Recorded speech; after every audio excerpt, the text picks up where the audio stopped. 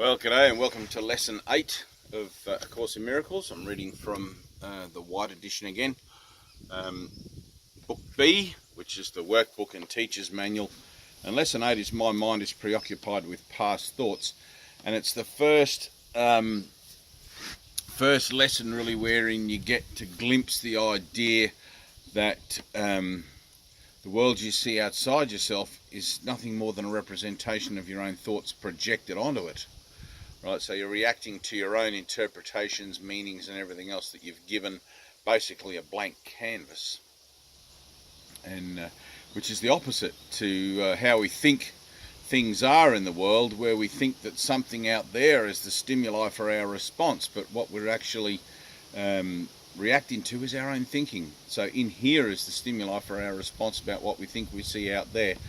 This has no effect on us whatsoever. It's completely neutral and encumbered by our own determinations about it, But in here, woo, it's where all the crazy stuff happens, and we tell ourselves this is right, that's wrong, this person shouldn't be doing that, and this person blah blah blah, and whatever. But what we're seeing is a reflection of our own thinking, based on our own judgmental thought system about everyone and everything. This person should be doing this, and that person, I wish that person would act differently, and then I'd be happy, and all that sort of thing. So I'll get into it.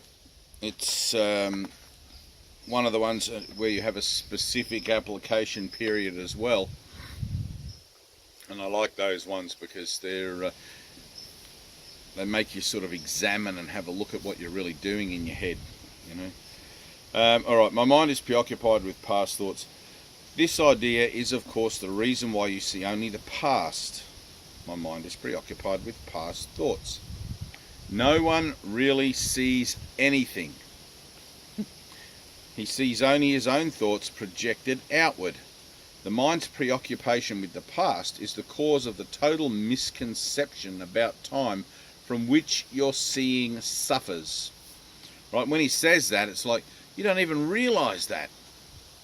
It's like I remember when I first read these lessons, I'm like, really? My seeing suffers because of my misconceptions about time? It's like my interpretations of everyone and everything in the world are screwed up because I'm living in the past and not allowing things to be shown to me present and brand new without the meaning I've given them. Yep. All right. The mind's preoccupation with the past is the cause of the total misconception about time from which your seeing suffers. Right? This guy knows my mind better than me.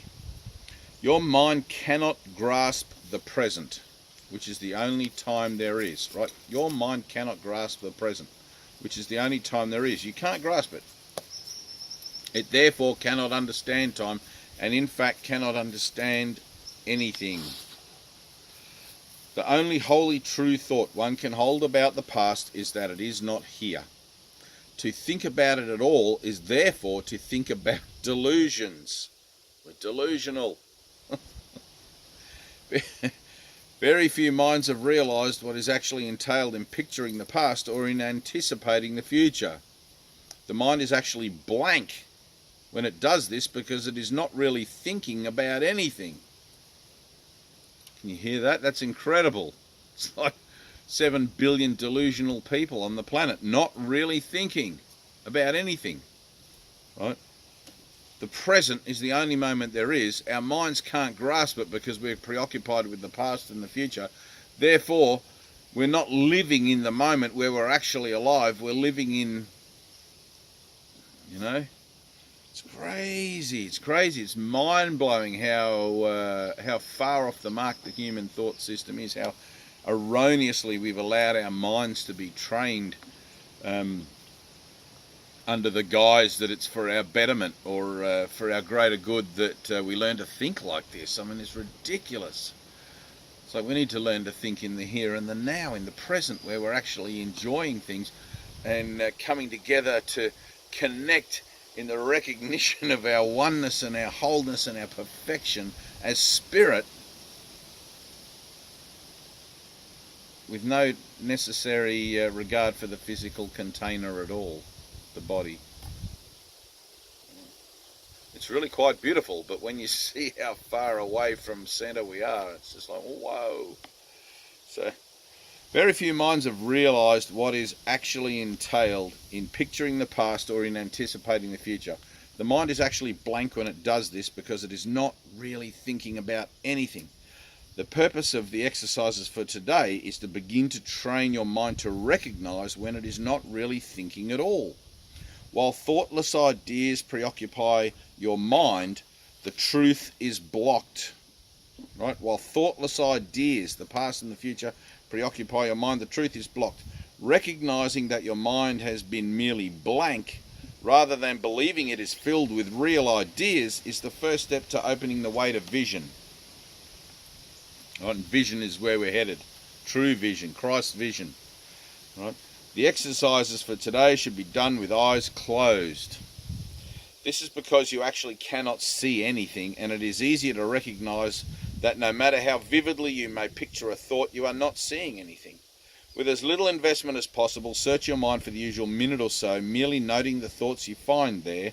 Name each one by the central figure or theme it contains and pass on to the next. Introduce the practice period by saying, I seem to be thinking about blank. Then name each of your thoughts specifically. For example, I seem to be thinking about Joe Blow, about his red car, and about how jealous that makes me feel. Right? So you got a name of the person, name of an object, and name of an emotion, and we've all had these kinds of things before, and so on. Concluding at the end of the mind searching period with, but my mind is preoccupied with past thoughts. This can be done 4 or 5 times during the day unless you find it irritates you. Right? It's not that your past thoughts aren't already irritating enough. I'm already in a complete state of irritation. How can this irritate me anymore? It's like finally somebody's speaking the truth and all I've got to do is do these lessons. It's like this can be done 4 or 5 times during the day unless you find it irritates you. If you find it trying, 3 or 4 times is sufficient. You might find it helpful, however, to include your irritation or any emotion which the idea may induce in the mind searching itself. Right, so I'll just go back and reread the application. I seem to be thinking about how irritated I am by doing these lessons, and I feel, oh hang on, by doing these lessons, and I want to throw this book away. No, that's not how it goes.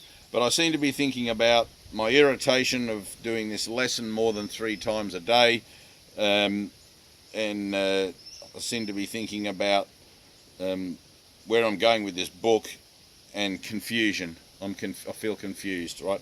But my mind is preoccupied with past thoughts. So I don't have anything in my mind, particularly when I'm not speaking, that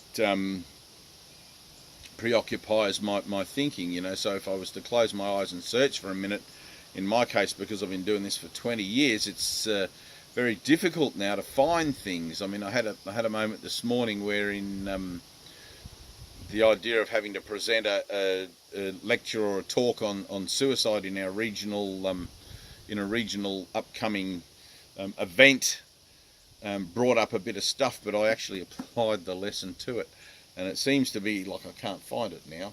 It's like my irritation about having to recover all that ground of talking about blah blah blah blah blah blah, etc. But my mind is preoccupied with past thoughts.